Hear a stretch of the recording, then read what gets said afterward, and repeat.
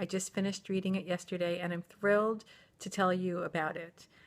If you haven't gotten it yet, get it. Get it soon. Read it before this year's Passover. I did, and I am so, so happy that I did. The biggest takeaway was I got immediately, page 1 and page 2.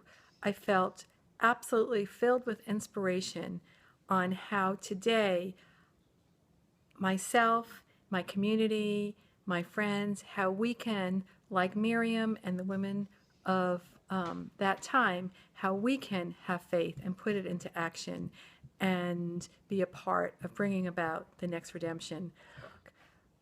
The other big takeaway from the book is the comprehensive yet relevant way that Shimona presents the Seder. I have been going to Seders for years, and I've tried to make them relevant to me, and I've gotten a lot of relevance out of them, and at the same time I'm usually confused. Like, why are we going back and forth? What's this order? What does this have to do with this? And she presents it in such a beautiful and comprehensive way, so clear, where she brings in the past, the present, and the future, and relates it to the Seder itself and how it affects us personally in our own personal lives and what we can do in our community and our worlds with it. It will, I don't think Pesach will be the same for me now. I'm so excited now to experience it again after I have read this book, the Haggadah Companion. Right before I started to read it, I'm going to be leading a Jewish woman's sing-along, and the Rebbetzin had contacted me and asked me to do a short write-up about it, and I was like, oh, of course, but I was thinking, oh, what am I going to say? I think it's exciting to do sing-alongs, but how do I make it sound exciting? Jewish sing-along, women sing. I was like, well, I'll get to that.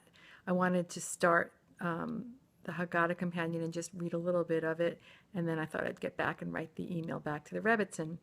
So page 1, page 2, I'm not sure which page it was, Shimona starts talking about Miriam and how Miriam and the women danced and sang and played instruments to show their faith in redemption, and how powerful this was that they were showing their faith before the redemption had even happened, and they were using song and dance and instruments. And by divine providence, the sing-along we're going to have is going to be singing, and I had just recently purchased all these drumming instruments to pass around, and we'll have a little dancing. And, what can I say? Divine providence. I read that. I felt so excited. It not only gave me something to write about when I write this up for the Rebbetzin, but it absolutely transformed the way I was looking about doing this very sing-along that we were about to do a few days before Pesach. Ironically, not really. Anyway, I wrote up the sing-along, bringing in Miriam and the drumming and the celebration of redemption from the exile. And this was completely inspired by reading just a couple of pages of Shimona's book.